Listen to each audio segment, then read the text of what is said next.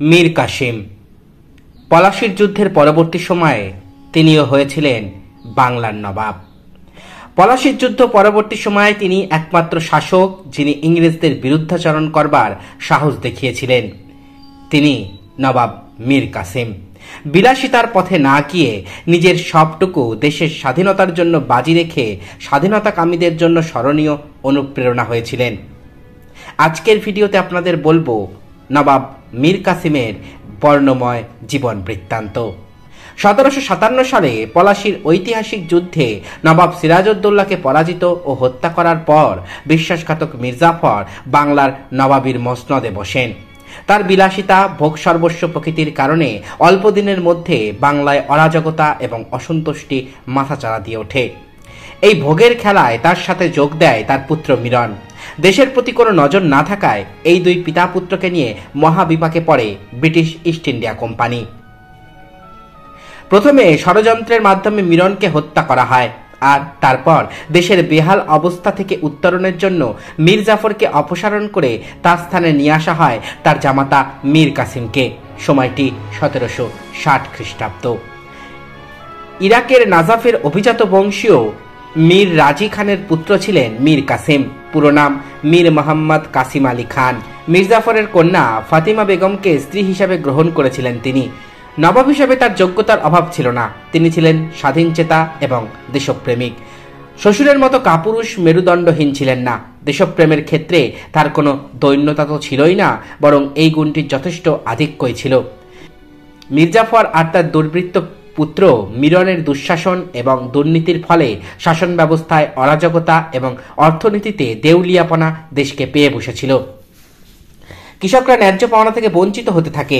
বকেয়া বেতনের দাবিতে সেনাবাহিনীর মধ্যে একের পর এক বিপ্লব ঘটতে শুরু করে। এই অবস্থায় দেশটাকে দেখতে পেয়ে শিউরে ওঠেন নবনিযুক্ত নবাব মীর কাসিম। অবিলম্বে তিনি এমন সব ব্যবস্থা করেন যাতে কিছুদিনের মধ্যেই দেশের অর্থনৈতিক ব্যবস্থায় প্রভূত উন্নয়ন সাধিত হয়। তার গৃহীত নীতি ছিল বেশ কঠোর, ফলে বেশ কিছু লোক, বিশেষ করে সুবিধাবাদী কিছু লোক বেশ অসুবিধায় পড়েন। মীর কাসিম দেশের অর্থনীতিকে মোটামুটি সুষ্ঠু ভিত্তির ওপর স্থাপন করে সামরিক শক্তি বৃদ্ধির কাজে আত্মনিয়োগ করেন। তিনি সৈনিকদের বকেয়া বেতন পরিশোধ করেন, নিয়মিত বেতন পাওয়ার ব্যবস্থা করে তাদের সঠিক শিক্ষাদানেরও ব্যবস্থা করেন। নবাব সিরাজউদ্দৌলার সাথে ইংরেজদের বিরোধের কারণগুলোর মধ্যে একটি বড় কারণ ছিল ইংরেজদের দেওয়ার শুল্ক নিয়ে। 1717 সালে ফারুক শিয়ারের আমলে ইস্ট ইন্ডিয়া কোম্পানি বছরে মাত্র 3000 রুপি প্রদানের শর্তে সমগ্র বাংলায় শুল্কমুক্ত বাণিজ্যের অধিকার তৈরি করে নেয়।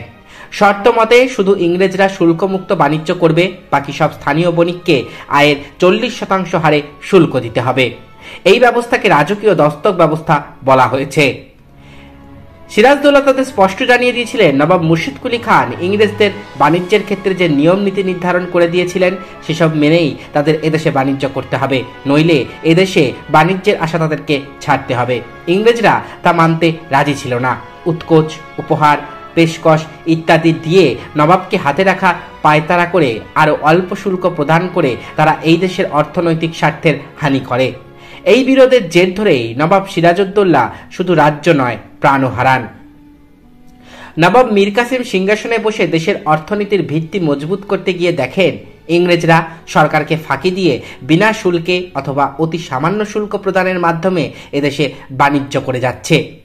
ব্যাপারটা শুধু সেখানেই শেষ নয়। নবাব লক্ষ্য করেন ইস্ট ইন্ডিয়া কোম্পানি তো শুল্কের সব ফায়দা লুটছেই, সেই সাথে ইংল্যান্ড থেকে আসা সাধারণ ব্যবসায়ীরাও শুধু ইংরেজ বলে কোম্পানির ভোগকৃত সুবিধাসমূহ ভোগ করে যাচ্ছে। নবাব মীর কাসিম এই দস্তক প্রথার পূর্ণ বিরোধিতা করেন। এ ব্যাপারে কোম্পানির সাথে আলোচনায় বসে বলেন ইস্ট ইন্ডিয়া কোম্পানি ব্যবসায় যে সমস্ত সুবিধা ভোগ করছে তা তিনি মেনে নেবেন, কিন্তু কোম্পানির সদস্য ব্যতি রেখে ইংল্যান্ডের অন্য কোনো ব্যবসায়ীদের নিয়ম মতো শুল্ক দিয়েই ব্যবসা করতে হবে। কিন্তু ইংরেজদের দাবি ছিল সকল ইংরেজ বণিককে একই রকম সুবিধা দিতে হবে। সঙ্গত কারণেই নবাব তাতে সম্মত হতে পারেননি। ব্যবসায় একচেটিয়া অধিকার লাভের আশাতেই ইংরেজরা পুরো একটা সাম্রাজ্যের মূলোৎপাটন করে বসেছিল। এমন স্বাধীনচেতা মনোভাব তারা কখনোই আশা করেননি। তারা সকল ইংরেজ বণিকের সজন্যই শুল্কমুক্ত বাণিজ্যের ধারা বজায় রাখতে চায়। ইংরেজদের সাথে মীমাংসায় ব্যর্থ হয়ে মীর কাসিম রেগে গিয়ে দেশে সকল প্রকার বণিকের শুল্ক প্রদানের ব্যবস্থা রহিত করেন। শুধু নিরীহ বণিকেরাই শুল্ক দেবে আর ইংরেজরা বিনা শুল্কে এদেশে বাণিজ্য করবে, এমনটা তিনি মেনে নিতে চাননি। ক্ষমতায় বসার অনতিকাল পরেই নবাব মীর কাসিম রাজধানী মুর্শিদাবাদ থেকে বিহারের মুঙ্গেরে স্থানান্তরিত করেন। সেখানে তিনি নিজের একটি স্বতন্ত্র সেনাবাহিনী গড়ে তোলেন। ইংরেজদের প্রভাব মুক্ত হবার বাসনা তার গোড়া থেকেই ছিল। ইংরেজদের সাথে শুল্ক নিয়ে বিরোধের জেরে মীর কাসিমের জন্য একাধিক সশস্ত্র সংগ্রাম অবধারিত হয়ে পড়ে। বিশ্বাসঘাতক মির্জাফরও ইংরেজদের পক্ষ নিয়ে নিজ জামাতার বিরুদ্ধে লড়াইয়ে যোগ দেয়। যুদ্ধটা শুরু করে প্রথমে ইংরেজরাই। যুদ্ধ শুরু হয় আজিমাবাদ পাটনায়। ইংরেজরা অতর্কিত আক্রমণ করে পাটনা দখল করে নেয়। এরপরে যুদ্ধ হয় কাটোয়ায়। নবাব মীর কাসিম প্রতিটি যুদ্ধেই তার বিভিন্ন সেনাপতির অধীনে সৈন্য প্রেরণ করতেন। সেনাপতিদের মধ্যে সমন্বয়ের অভাবে এবং ব্যক্তিগত অহংকার এবং হিংসার কারণে যে যুদ্ধে মীর কাসিমের জয় নিশ্চিত ছিল, তাতে তিনি পরাজিত হন। সেই যুদ্ধেই তার সর্বনাশের সূচনা। এরপরে যুদ্ধ হয় সুতি নামক স্থানে। এই যুদ্ধেও মীর কাসিম নিজে না গিয়ে সেনাপতিদের পাঠান এবং সেনাপতিদের মতানৈক্যের কারণে নবাবের বিশাল বাহিনী ইংরেজদের ক্ষুদ্র সেনাদলের কাছে পরাজিত হয়।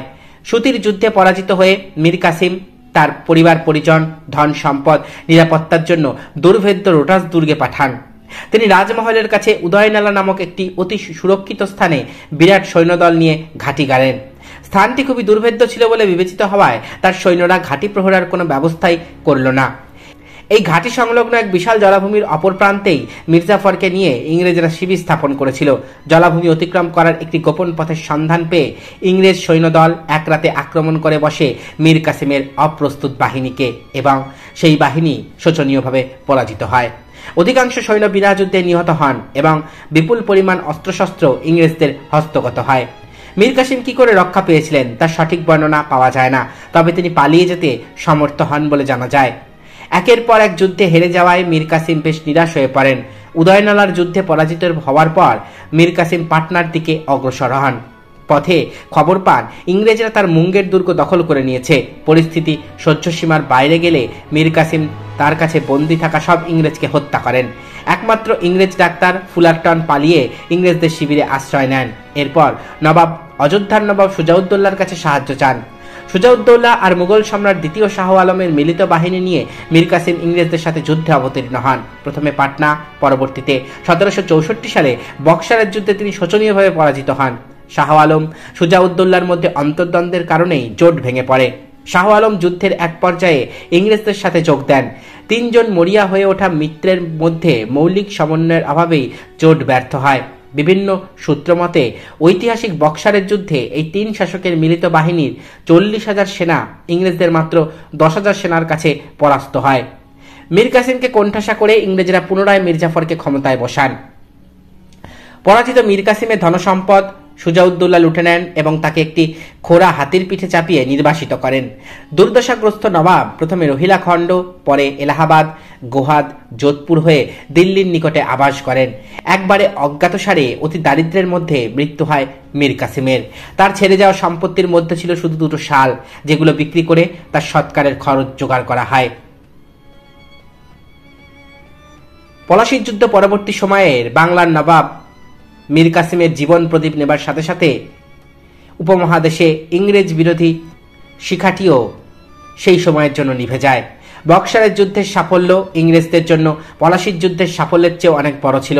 তারা আরও বেশি শক্তপোক্ত হয়ে উপমহাদেশের ক্ষমতার পরিধি বিস্তৃত করে ফেলে। স্পৃহা, সামর্থ্য বা দূরদর্শিতা কোনোটারই অভাব ছিল না নবাব মীর কাসিমের। হয়তো তার বিধি ছিল বাম। দেশকে বিদেশি শোষণের থেকে মুক্ত করার স্বপ্নদ্রষ্টা ছিলেন তিনি।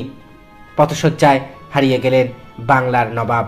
তবে ইতিহাসে তিনি আজও এক স্বাধীনতার অনন্য স্বপ্নদ্রষ্টা হয়ে বেঁচে আছেন। পলাশী পরবর্তী সময়ে বাংলার নবাব মীর কাসিমের বর্ণময় জীবন কাহিনী শুনলেন আপনারা। আশা করি ভিডিওটি আপনাদের ভালো লেগেছে। আমার চ্যানেলের ভিডিওগুলো যদি আপনাদের ভালো লাগে তাহলে অবশ্যই চ্যানেলটি সাবস্ক্রাইব করবেন, পাশে থাকা বেল আইকনটি ক্লিক করে দেবেন যাতে পরবর্তী ভিডিও নোটিফিকেশন খুব তাড়াতাড়ি আপনাদের কাছে পৌঁছে যায়। আজকের মতো এখানেই শেষ করছি। ভালো থাকবেন সবাই। নমস্কার।